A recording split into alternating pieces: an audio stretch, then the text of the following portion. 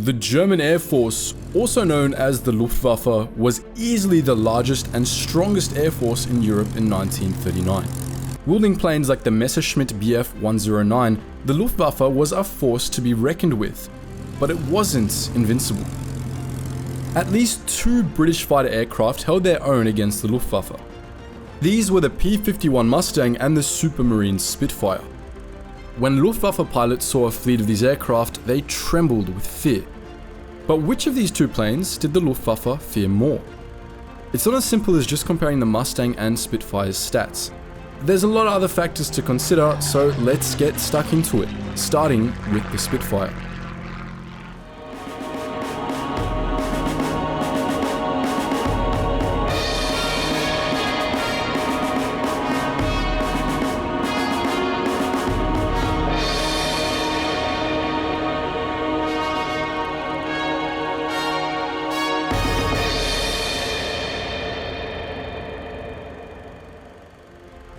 The iconic Supermarine Spitfire first appeared in 1935, but the aircraft wouldn't enter battle against the Luftwaffe until October 16, 1939. From its very first battle, the Spitfire was a success. The Spitfires were sent to intercept some of the Luftwaffe aircraft that were flying over the Firth of Forth in Scotland. It's said that, at the first sight of the Spitfires, the Germans turned in an attempt to escape. One of the German pilots who survived said it was not a pleasant experience. The British Royal Air Force, or RAF, produced over 20,000 Spitfires over the next 10 years. This was because the Spitfire wasn't overly expensive and could outperform almost any other World War II era fighter. It was a single-seater fighter equipped with a V12 Rolls-Royce Merlin engine, which was later upgraded to a V12 Rolls-Royce Griffon. It had a wingspan of 36 feet and 10 inches, a length of 29 feet and 11 inches, and stood at 11 feet and 5 inches tall. Its relatively small size allowed for better maneuverability, which was essential in dogfights. Later, they could reach a ceiling of 40,000 feet or 12,200 meters, and when in the right conditions, they had an incredible top speed of 440 miles per hour or 710 kilometers. The Spitfire proved its dominance in the war. In fact, many believe it was the Spitfire that won the Battle of Britain. When Spitfires chased the Luftwaffe out of Britain, they instilled fear in the German pilots. In the words of German ace Hugo Broch, the Spitfire was greatly respected. However, the aircraft had one major flaw.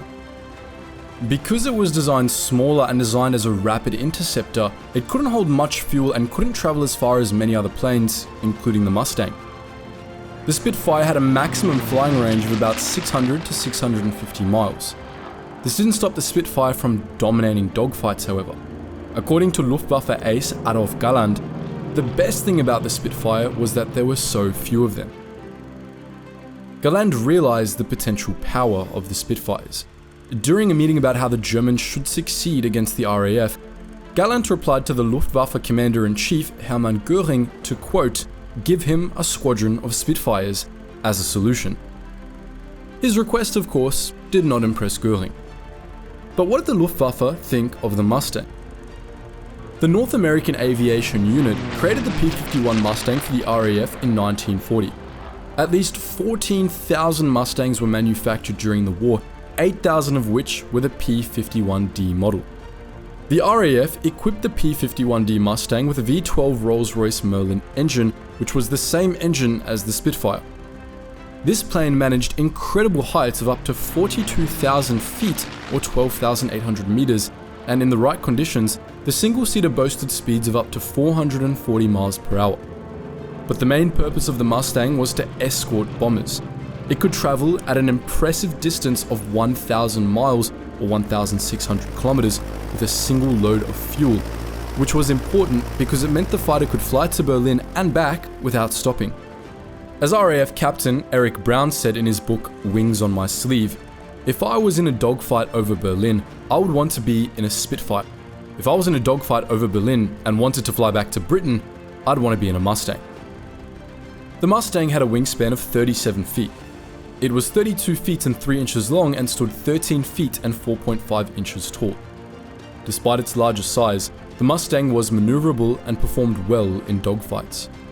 The Mustang earned a reputation among the Luftwaffe pilots as a far superior aircraft to its Luftwaffe counterparts. By the time the Mustang made its way into the war, the Luftwaffe pilots had more experience fighting against the Spitfire, but they weren't prepared for a newer and arguably stronger opponent. So when the Luftwaffe first encountered the P-51, they felt blindsided and were now fighting against aircraft that they hadn't seen before. When Luftwaffe pilots returned from battles against the Mustang, they told of the new superior aircraft to their own, and the word spread across the enemy line. As is best told by Erich Hartmann, known as the pilot with the most aerial victories of all time, when describing how Luftwaffe pilots felt about the Mustangs, he said, "We both dreaded and anticipated meeting the American Mustangs. We knew that they were a much better aircraft than ours, newer and faster and with a great range." Even though Hartmann claims to have personally downed at least 7 P-51D Mustangs, he clearly had a deep respect for them. The Mustang was the newest and strongest fighter aircraft in the later part of the war, and even though the Mustang only went into battle in 1942, it is widely regarded as the best all-round fighter of World War II.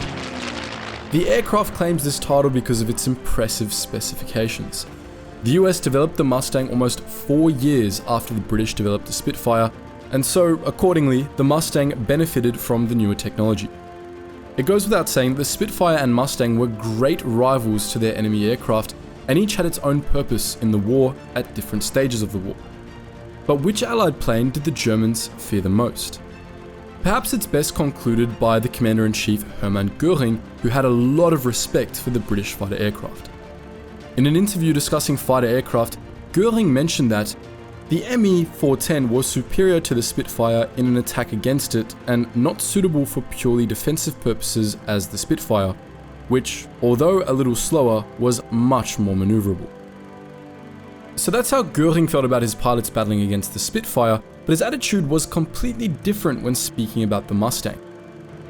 In an interview, Göring said, "When I saw Mustangs over Berlin, I knew the jig was up." Based on the quotes we featured in this video, we'd say that they feared the Mustang more than the Spitfire, but the true answer is of course up for debate. Which of the two aircraft do you think the Luftwaffe feared more, the Mustang or the Spitfire? Take into account their operation at the different stages of the war and how crucial they were in certain operations. As always guys, thank you so much for watching, and I hope you learned something new.